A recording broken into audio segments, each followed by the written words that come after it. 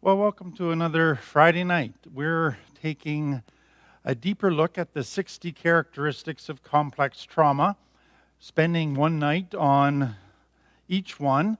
And I'm hoping that, again, it's helping you understand yourself better and healthy tools for changing and getting healthier, more healthy yourself. Today, I want to look at authority issues. And I want to come at it from the perspective of the behavior disorder, the diagnosis of O.D.D. or Oppositional Defiance Disorder, and then conduct disorder. And this has become a diagnosis that is becoming more common with children and teenagers. So I want to look at that. So let me begin with a definition. So O.D.D. or Oppositional Defiance Disorder is a disruptive behavior disorder in children and teenagers characterized by patterns of unruly and argumentative behavior and hostile attitudes towards authority figures. So it can present to people watching that this is a very stubborn child. But O.D.D. is authority issues, and it goes much deeper than just stubbornness. And that's what I want to explore. I want to look at what causes a person to have authority issues. Where does this defiance come from? And I think the main reason is complex trauma. I think those with O.D.D. and conduct disorder usually have a complex trauma piece that until it's understood, you're not really going to understand why they do what they do. Because on one level, O.D.D. doesn't make sense. Why would a person do that? But on the level of the person doing it, it makes total sense. And it's not just one aspect of having complex trauma that can lead to oppositional defiance or authority issues. Let me give you a list of things that take place in complex trauma that can result in a child rebelling, becoming defiant. So the first is parents that are over-controlling. And so the child is resisting the over-controlling. So I've drawn a line. On the left is the parent's control. On the right is the child's control. On the bottom is the child as an infant, and at the top is a child entering adulthood. So when a child is an infant, the parent has total control because the child can't do anything for themselves. So they totally trust the parent to feed them, protect them, to meet their needs. But as the child gets older, the parent gives up control and lets the child take more and more control of their decisions so that by the time the child reaches adulthood, it's flipped. The parent now has no control over the child, and the child now is total control in their life. So what you see then is parenting is a process of going from total control to giving up all control. But what happens in a family where the child is getting, or the parents are afraid the child's going to make the same mistakes that they did and end up in addiction, end up on the street, whatever? They might be tempted to maintain control for longer than they should. Or what happens in a family where the parents are all about looking good, image? So they want to control the child more because the child is a reflection of them. Or what happens if a child grows up in a family where parents are perfectionists and they want the child to do everything perfectly? No messy rooms ever. They will clamp down on control longer than they should. And so what happens in the child is actually a good thing. They push back, they resist, they defy, trying to create some space to develop into a person of autonomy, a person who is able to make decisions for their own life. So they're trying to create a little bit of space from mom and dad so that they can grow up. But what then often happens with parents is they're afraid that the child is rebelling, so they try to clamp down even more. And the child pushes back harder. And the parents try to clamp down even more. And the child pushes back harder.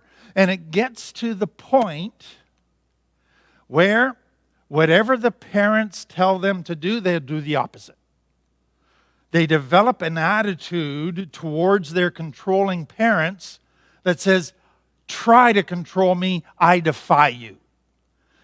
But what can then happen as they go into adult life is when somebody tells them what to do or gives them advice, they don't stop and consider, is this wise advice or not? They immediately go to, somebody's trying to tell me what to do, I'll do the opposite. They defy advice not based on its wisdom, but based on the fact that somebody else is telling them to do it. And if it happens to be mom or dad, they will defy even more. And so oppositional defiance disorder becomes this blind defiance to all input from the outside, from any authority, not based on is it wise advice or not, but based on the fact that it's an authority. And that, you can see, could become a really big problem, and we'll get into that in a bit. The second thing is, in a complex trauma family, there's often a double standard. So dad can kind of live by one set of rules and get away with a whole bunch of stuff, but the kids have a different set of rules. So dad can get angry, but they can't. And so what they begin to realize is, I don't like this authority person because they're using their authority to get what they want, and they're imposing stricter rules on us. And so now they're rebelling against the hypocrisy of that authority figure, saying, it's right over here for you guys to do this rule, but I don't have to follow it. And the hypocrite. And so the person who uses their power, their position of authority, to be selfish. And so it's actually a good rebellion in the child to say, I don't want any part of that. I rebel against that hypocrisy. And then many children in complex trauma begin to realize that the rules that are being created for them aren't what's best for them. It's not about that. It's about what makes life easier for the authority figure. And so now rules are not seen as loving guidelines to keep me safe and healthy. Rules are seen as something that restricts fun, that restricts development. Rules are seen as bad, and in their mind, fun is had by breaking the rules. Fun is had by going outside of the rules, and so they rebel against boundaries that aren't healthy. And again, there's a lot of good stuff in that kind of rebellion in the child. And then, in a complex trauma family, for many children, they don't respect their parents because they're abusive, neglectful, double standard, all of those things. And now these people that they don't respect at all are throwing all these rules on them. And there's something in us that if I don't respect you, I don't respect the rules you're setting, and I want to rebel against it. And that's what the child would do. Or in a complex trauma family, often the rules are enforced inconsistently. Some days the rules apply, some days they don't. And so what I hope you're seeing is whenever there's poor boundaries within a home, children will rebel against that. Some will. Then another thing that happens in complex trauma is there's no connection. So the child is supposedly in this family, but they don't feel part of it. They don't belong. And so now, why should I follow the rules of this family that doesn't even want to connect with me? And they rebel against that.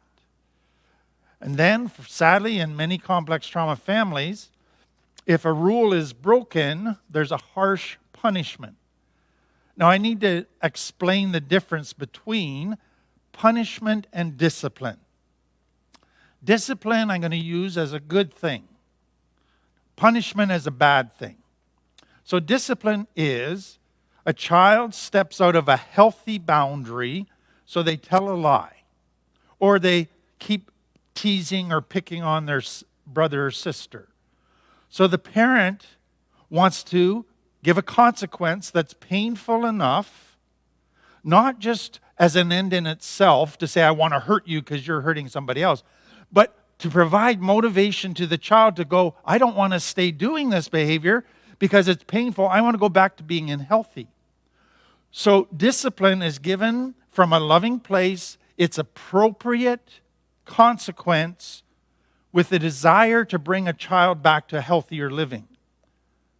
Punishment is, you make me mad because you broke my rule. Now I want to hurt you.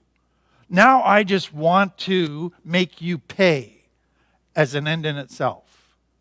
The motivation is not to see them change their behavior. The motivation is to hurt them.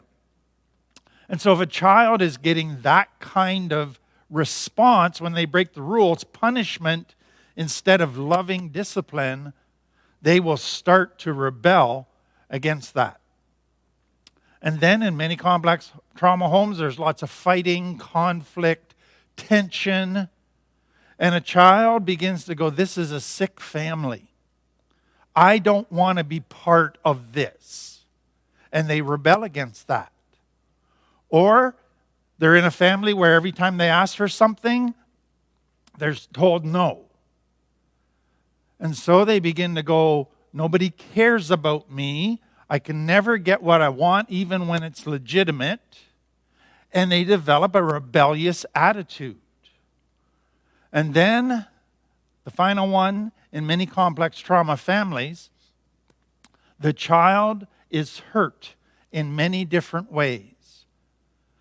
All that violate love. They're abused, they're neglected, they're disrespected. Life is unfair in the family. They're abandoned.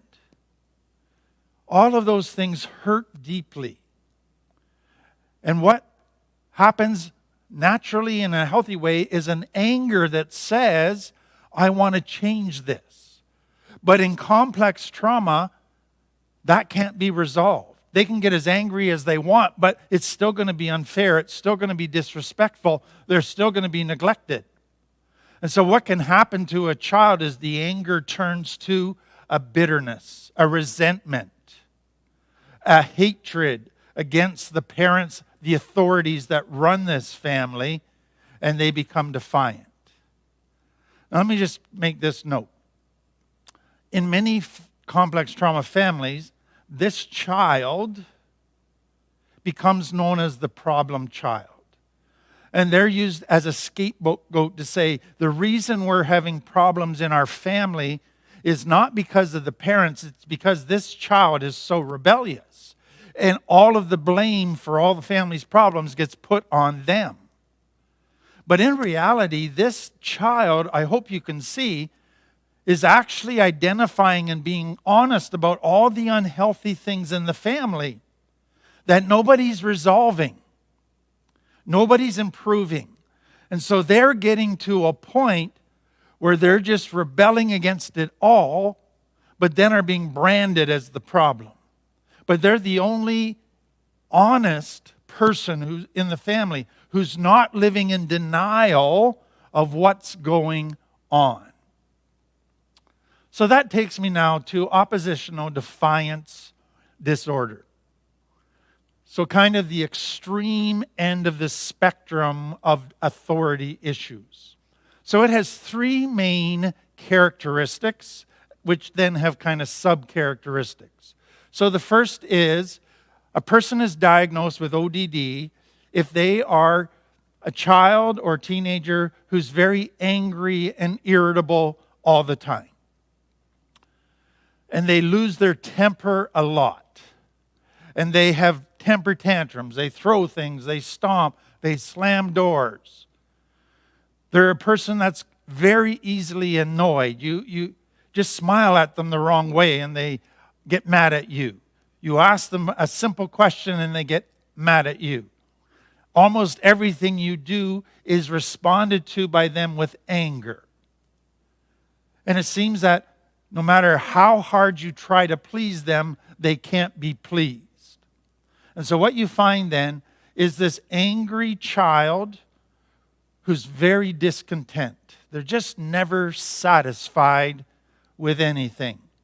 So they hang on to their anger for protection, but they're not willing to give it up. And so they become angry. Their main emotion is anger. Then the second characteristic is that they're very argumentative and defiant. So if they're out with mom or dad and mom says, look at the sky, look how blue it is today. The child says, the sky's not blue, it's green. It doesn't matter what the evidence is. They don't care about that. They are just not going to agree with mom. And that is that defiance, argumentative thing. So what's going on here is that they don't want anybody else to control them. And that's what's come out of the authority abuse, is now I can't have anybody control me at all. So if anybody makes a comment to me, if I agree with it, I might be letting them influence me and control me. If I take advice, I might be letting somebody control me. And so they argue everything. Every opinion they disagree with or argue against. And often it's with authorities. They just do not want to have anybody control them, so they must argue everything. And that includes they will now question every rule and go, this is a dumb rule. Why is this here?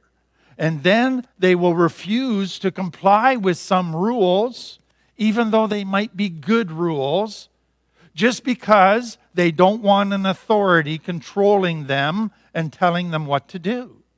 So you can see there's a real fear of being controlled by another abusive authority.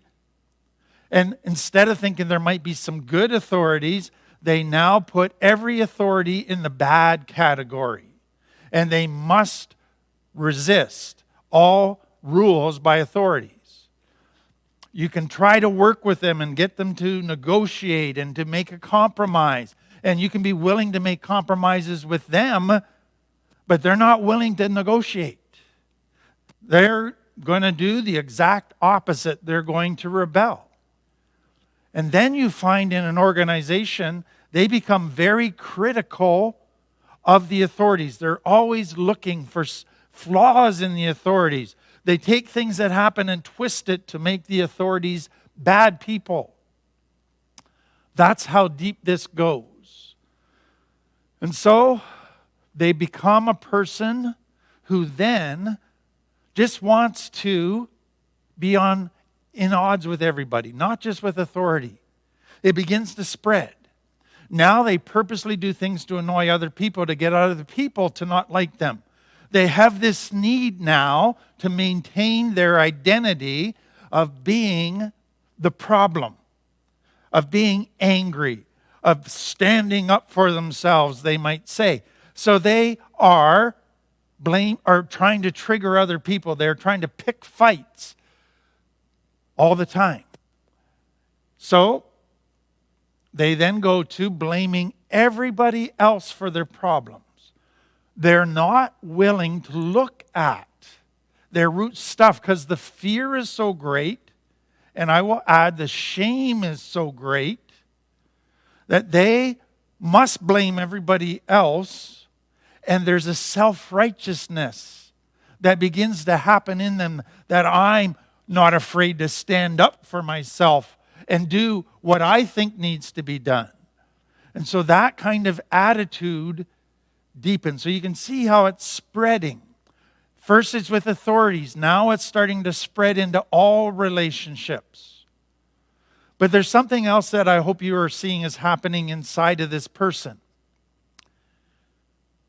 As they've been through that stuff in their complex trauma family, not only have they rebelled outwardly, they've started to harden their heart and their conscience. There's been no way to resolve the problems in their family. And so instead of getting hurt repeatedly, they harden themselves. And so a person with oppositional defiance has a hardened or is in the process of hardening their conscience and their heart, closing it to people. The third characteristic of oppositional defiance is vindictiveness. And what we mean by that is they just want to pay people back. They want to hurt people. So if they're upset with somebody, they will begin looking for ways to hurt that person back. And they might do it very sneaky, in a very covert way, very passive-aggressive, or they might do it in a very overt way. In your face, I want everybody to know that I am hurting you. And then they'll say a lot of things behind people's back, but when they're upset and you're in a conflict with them, some of the stuff that comes out of their mouth is extremely hurtful. Because that's their priority, is hurting others. And then it turns into this deep resentment where they refuse to let go of wrongs. You can apologize, you can try to make it right, but they want to hang on to the hurt and never let it go, so they don't forgive. And then if they're in a relationship with somebody that's been a really good friend, and that friend hurts them, instead of wanting to work it out, they will destroy what has been a good friendship just to hurt the other person back. So this vindictiveness becomes a big part of who they are. So that's oppositional defiance. So I suspect that as I've been going through that, you're thinking of yourself, your partner, but also your kids. And maybe you're seeing some of your authority issues and your O.D.D. just a little bit more clearly. Now I want to add, there's what is also called conduct disorder. So conduct disorder is a group of behavioral and emotional problems where children display aggressive, destructive, and deceitful behavior. So let me explain that. So it's a child who displays very aggressive conduct. So it's a child at school that's the bully. He's always wanting to pick on somebody or be this very intimidating kid that's scaring other kids. Or it's a child that gets a certain pleasure out of hurting other people or animals. This is a person that can then want to use a weapon. And then later in life, they can get into raping people. This is part of that kind of O.D.D. going into this, what they call conduct disorder. And then there's the deceitful part. And so they are liars. They break and enter. They start entering into the world of crime, stealing, forgery, fraud. They're sneaky. And then destructive behavior, arson, destruction of property. So what you see is a child who's been beat down, controlled.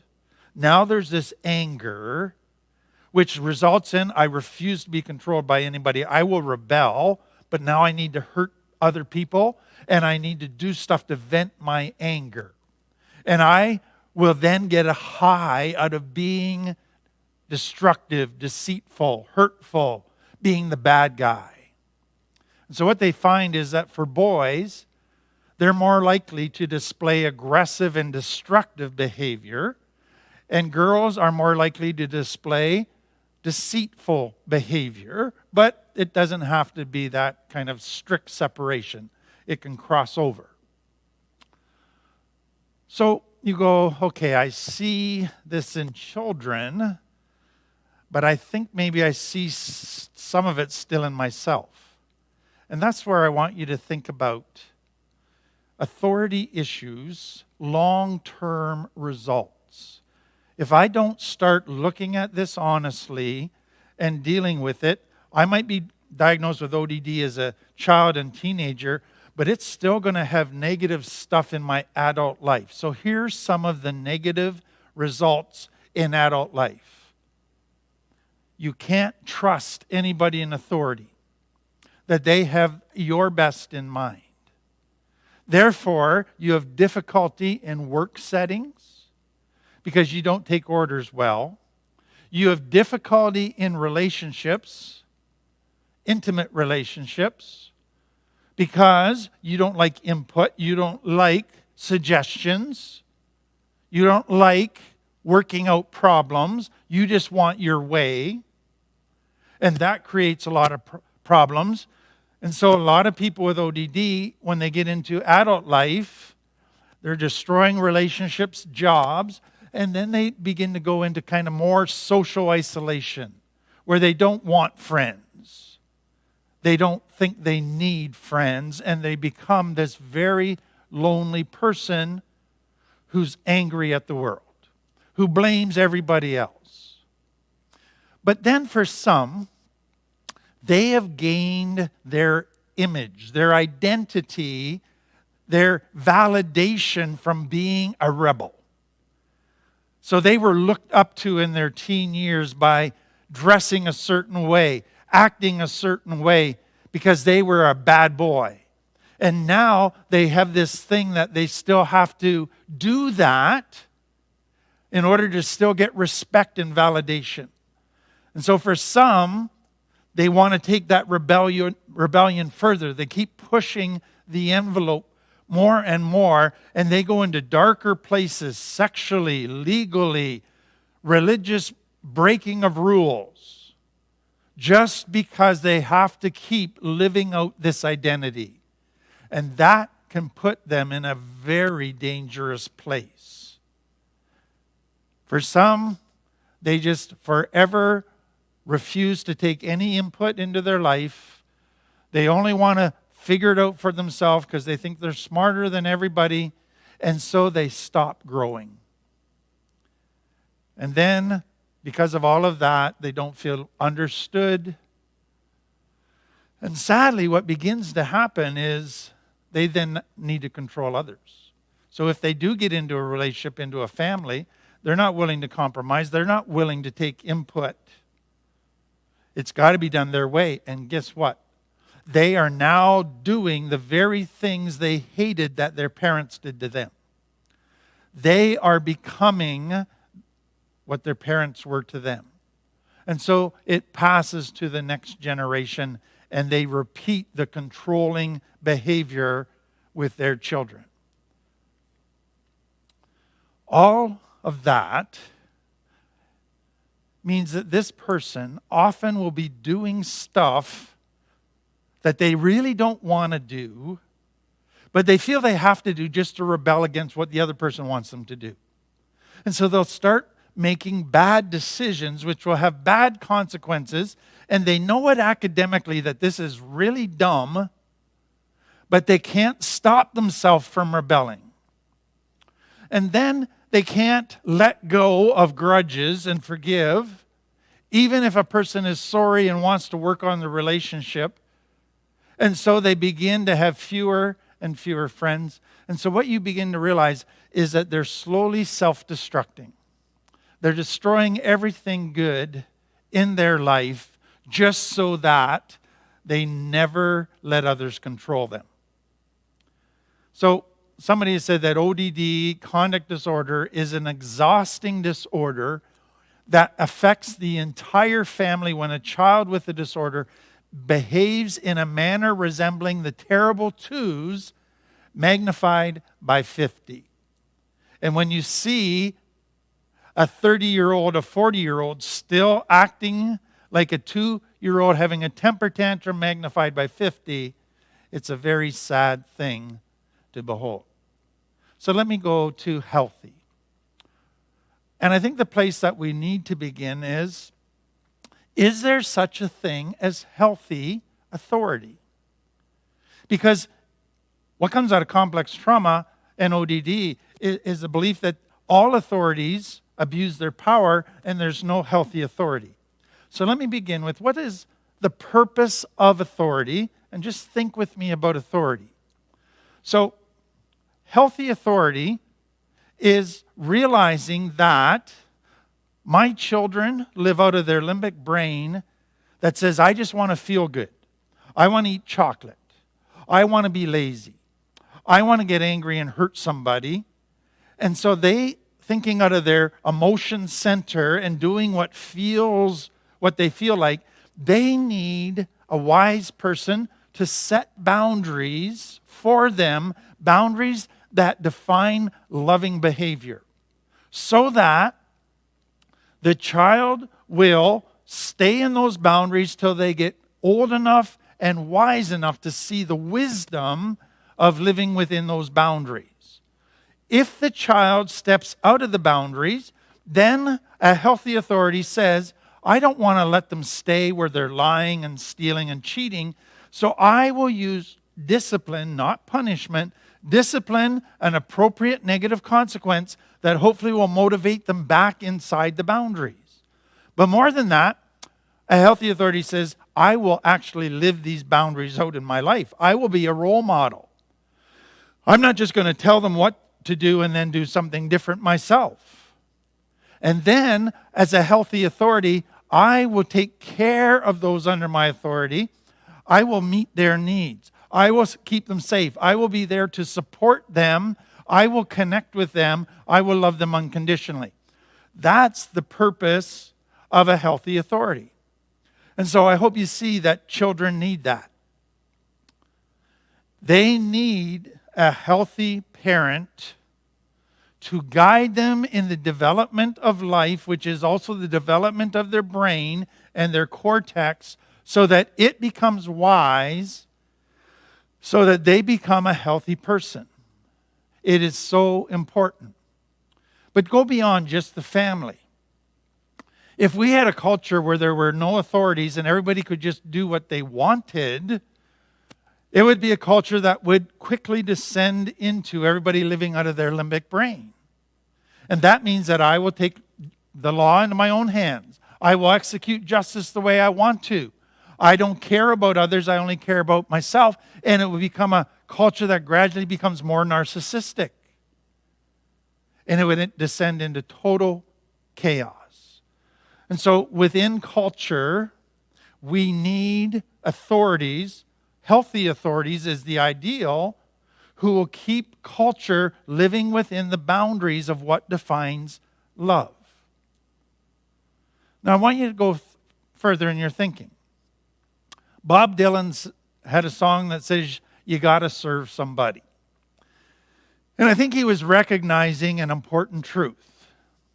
We all will serve an authority. We can rebel against all external authorities and just live with the authority of ourselves. Do you realize that can be one of the worst authorities, my own distorted thinking and brain, if I'm unhealthy? But we will surrender to our brain. But we live in a society that is it means we have to live under authority. So let me just explain that to you. We live in a society where there's government, where there's police, where we have a boss at work, where we have parents within a family. 4 separate authorities that are just part of a society. Sadly, not all of those authorities are healthy. And so one of the challenges in getting healthy ourselves is, when do I submit to an authority that's not healthy? And when do I draw a line in the sand and take a stand and stand up and refuse to submit to that authority? And that is a very important skill to develop, to know how to do that well. But let me go back to this. We choose authorities as well. So some authorities are given us within society, but we can also choose other authorities. We can choose ourselves. We can choose to let friends influence us, giving them power to influence us. That's giving them authority in our lives. We can choose a higher power that we're going to let influence us with morals and beliefs and values. All of that we can do. But what I want you to understand is, if we choose an unhealthy authority, we give power to somebody who's not healthy to influence us, it will result in pain. Unhealthy authority equals pain. And we get to choose a lot of that stuff. And so the reality is we live in a world where we have authority and we need healthy authority. And we need to figure out how to live in that world. So let me give you some practical things. When you receive instructions or advice from someone, or an authority tells you to do something, pause before you react, because it'll probably trigger you. So resist the urge to immediately defy. Focus on weighing out what was said versus who said it.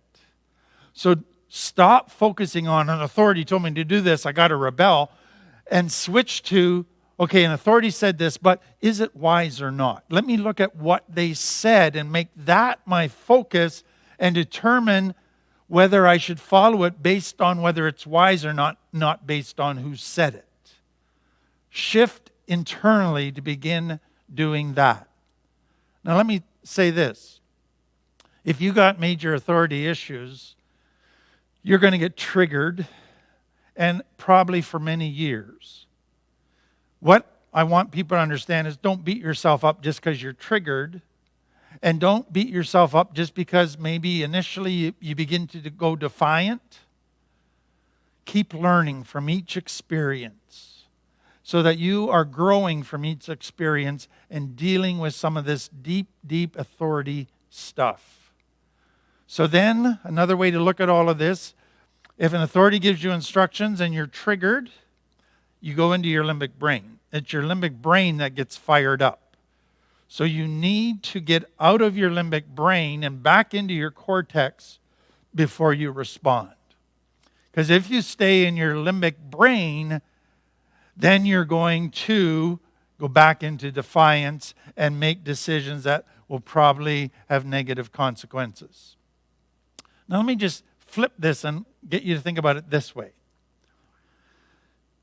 If you have oppositional defiance disorder, you are now wanting to get healthy. And so one of the things you realize is I need to set some boundaries with people. I do need to say no when some people ask me for certain things. When you set a boundary, part of you is going to feel like, I slipped back into being defiant. And so part of your journey is going to be to figure out, am I, in saying no, being defiant or setting a healthy boundary? Very important to begin to make that distinction as you grow in healing from this authority issue stuff. The last thing I want to say is, what do you do if you're a parent and you see O.D.D in your children? Well, first of all, understand that it's there for a reason. They weren't doing it just to be difficult. They were doing it to survive in circumstances that they couldn't resolve in a healthy way. So you have to be patient in getting them to a point where they trust your authority as being good. Okay? Then, when you ask them to do something, don't just say, do this. Explain why you want them to do it. Help them understand your reasoning. And then realize that it's not just about you giving them instructions. It's about them gradually being able to trust you again as a healthy authority. So, you work on yourself. You keep growing yourself. That's what your O.D.D child needs, is for their parents to grow. And then the final thing that you do with a child is, remember the line of responsibility for parents and children going from 100% parents to 0? Start giving them a bit of freedom to make some decisions. Now you start with decisions that aren't going to be disastrous, decisions that they can do, kind of have freedom to choose what clothes they might wear today or what they want to do on Saturday or what they would like to have for supper tonight. And just begin to give them some freedom to exercise the ability to make decisions. And then you give them more power as they show some wisdom, as they show some maturity beginning to happen. I've talked to many people with authority issues who are now adults, and they at times hate themselves because when they get rebellious, they hate the decisions they make in that rebellious state. And they want to change, but they realize this is very hard to change. This is deep-rooted stuff. And so I hope that what I've shared has helped you understand it, helped you not to be so hard on yourself or your kids to try and change it, but to begin to have some healthy tools for doing that. Okay, that's the end of part 1. We're going to take a short break, and then I'll come back and do a short piece, a Christian part. If you're not interested in that, no problem. Thanks for being here for the first part. We'll see you next week. For everybody else, I'll be back in a minute.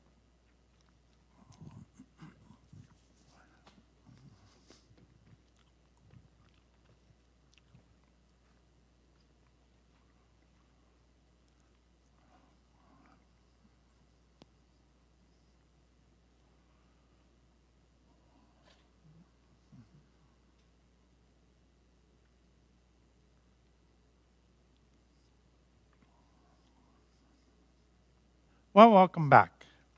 We've been going through the life of Peter, one of Jesus' 12 disciples, a man who became a leader in the movement started by Jesus. And I hope you've been finding his life to be helpful. The lessons that he had to learn that Jesus taught him are so vital, so applicable to people from complex trauma. And so we've been going through the various vignettes that are given in the Bible about Peter. And today we come to Matthew 18, and it says, Peter came to Jesus and asked, Lord, how often should I forgive someone who sins against me? Now you need to understand that that was a common debate topic in that religious culture. And so Peter says 7 times. Now, what you need to understand about that is that that was considered extremely magnanimous. To forgive somebody 7 times made you a saint. And so Peter is kind of looking for a pat on the back by saying, look at me, Jesus. If somebody sins against me, I'm at a point where I could forgive them 7 times. And he expects Jesus to say, wow, I'm impressed. But Jesus says, no, not 7 times, but 70 times 7. Now that was an idiom in that culture, a figure of speech for saying unlimited. There's no end to how often you should do it. And then Jesus tells a story. It says, therefore the kingdom of heaven can be compared to a king who decided to bring his accounts up to date with servants who had borrowed money from him. In the process, one of his debtors was brought in who owed him millions of dollars. He couldn't pay. So his master ordered that he be sold along with his wife, his children, and everything he owned to pay the debt. But the man fell down before his master and begged him, please be patient with me. I will pay it all. Then his master was filled with pity for him and released him and forgave his debt of millions of dollars. But when the man left the king, he went to a fellow servant who owed him just a few $1,000s. So similar circumstance, but a smaller amount. He grabbed him by the throat and demanded instant payment. And the fellow servant fell down and begged him for a little more time. Be patient and I will pay it, he pleaded. But his creditor wouldn't wait. He had the man arrested, put in prison, until the debt could be paid in full. When some of the other servants saw this, they were very upset and they went to the king. And they told him everything that had happened. And the king called in the man he had forgiven and said, you evil servant, I forgave you that tremendous debt of millions of dollars because you pleaded with me. Shouldn't you have mercy on your fellow servant, just as I had on you?" Then the angry king sent the man to prison to be tortured until he paid his entire debt. And then Jesus says, "That's what my heavenly Father will do to you if you refuse to forgive your brothers and sisters from your heart." Now let me just say a couple things about forgiveness, because this passage is often used, I think maybe misused, to say you should just let somebody hurt you and hurt you and hurt you, and you should just take it and keep forgiving them and keep forgiving them. You need to understand that this passage is in a context. And what comes before this passage is Jesus giving teaching about what do you do when somebody hurts you. And so he says you go to them privately and confront them and try to work it out. If they refuse to change, well, you go to part B and you take somebody with you and you try to work with the person. If they refuse still to change, you take others with them. And Jesus' point is, you're looking to see if this person's hardened their heart so that they're unwilling to change no matter what anybody says or does. And then he says, if you find out that they are hard in their hearts and they're not willing to truly change, then you set a boundary with them. You put them out of your life so they can't keep hurting you. So the context is how to respond when people hurt you. And so he says, in many cases, you will go through a series to check if they're willing to change or not. And if they're not willing to change, you set a boundary so they can't keep hurting you. Okay, now we come to this passage. And part of what is happening here is I think it's about people in our lives that can keep hurting us. And we can't set a boundary with them. So let me give you these three examples. So number one, in every close relationship, we will hurt each other. Hopefully not intentionally, but unintentionally we will hurt each other. But if we're both wanting to grow, we'll apologize, we'll change, we'll make it right, but we still hurt the person. But because we want to change, we forgive each other. And we're growing together, but we still will keep on hurting each other. So we keep forgiving because the person is continually growing and changing and owning it. So that's number one. Number two, we live with these authorities in our culture. We will have governments and bosses and police that will do things that do hurt us. And we can't do anything about it all the time. And so that's another situation where we're treated unfairly and we don't have recourse. And then the third is family. So even though we can set boundaries with parents, with maybe our children who are now acting out in adult life, they still seem to find ways to hurt us. And so what do we do in those situations where we still are getting hurt, but we can't set a boundary? Okay, so let me back up and have you look at all of this from another angle. What happens when we're hurt? It kicks off our justice meter. And now we go, this is not right. Justice needs to be done.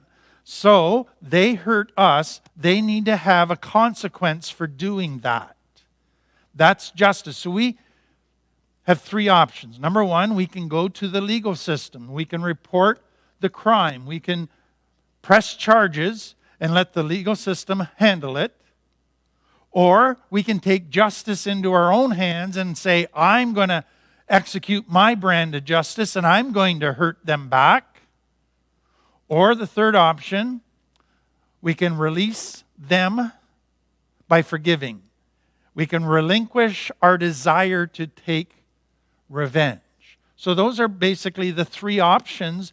in the situations where we're hurt by others. So let me go from another angle. Think about this hurt stuff. So I've already said, in any relationship, we work to not hurt each other, but we can't totally avoid hurt. That's part of intimate relationships. And so if you are growing, you accept that, because if you're in a relationship where both of you are growing and working on yourself, you will resolve the hurts. You will work through them and grow from them. So if somebody hurts you, we can, like I say, confront them. We can go legal on them, push for justice, or set boundaries, okay? If they are truly sorry, then there's the option of restoring the relationship. So a hurt comes between people in a relationship. An apology and a change by the person and growth means the relationship can be restored, that the thing that came between us is removed. Now, there's one other piece. Another person could own that they hurt you. They could change. Now it's up to your internal world. Because what happens when I'm hurt is I want to close my heart so I don't get hurt worse. That's a self-protection thing. If they apologize, I'm still hurt. If they change, well, you still hurt me. So forgiveness is, I see evidence of change, of truly being sorry. Okay, now I must choose to open my heart again to them. And that is forgiveness. And that is what is so difficult to do. And I think that's what Jesus is getting at. So we go to why. And that's the purpose of this story. Why should I forgive somebody who's hurt me? So Jesus does this contrast story. And the picture is this king and his subjects is really God and us. And if you look at our relationship with God, we've hurt God millions of times. We've broken his laws. We've done things outside of love. We've abused the gifts that he has given us. We've rebelled against him. We've closed our heart to him at times. All of those things, we've accumulated all kinds of crimes and hurts against God. But what happens when we get to a point where we say, I'm so sorry, God. Forgive me. And we surrender to God again. And we begin to change. God amazingly forgives us for the millions of crimes that we've done against him. That should overwhelm us with gratitude. But the problem that Jesus is getting at is then what some of us do is when somebody hurts us, we go, I want to get even. I want them to pay for what they've done. And they might be truly sorry, and they might apologize and change, but we won't open our heart to them again. We're going to hurt them. And Jesus is saying, after how much God forgave you, you can't forgive somebody else a little wee bit? That says that your heart has not truly changed and been affected by God's great forgiveness of you. So you haven't really changed yourself like you said you were going to. So the evidence of truly changing is I open my heart again to my God, surrendering to him. I work at changing, and that means loving and forgiving others when they hurt me and they apologize and they want to change. And so what is Jesus saying to Peter? Peter, you're getting the right idea that forgiveness is important. But I want you to understand a bigger picture about forgiveness and why it is so important. And I hope that Peter, as you go out and represent me, you know that you're going to get hurt over and over again. You're going to be treated unfairly. And there's going to be the temptation to become bitter and angry and hateful and despiteful and defiant against authorities, against people that hurt you. But Peter, keep your heart open. Keep your heart soft. Keep forgiving. Let's pray. Father, I just thank you for, again, the life of Peter and the lessons that we learn. And Lord, our heart is such a key piece, and we close it so easily to protect ourselves. And I pray that you would just help each one of us to see any resentments that have caused us to keep our heart closed and be willing to forgive and to grow in this very important area. Amen. Well, that's the end of another Friday. Thank you again for being here for this little bit of sharing together. And I look forward to seeing you again next week. Have a great weekend.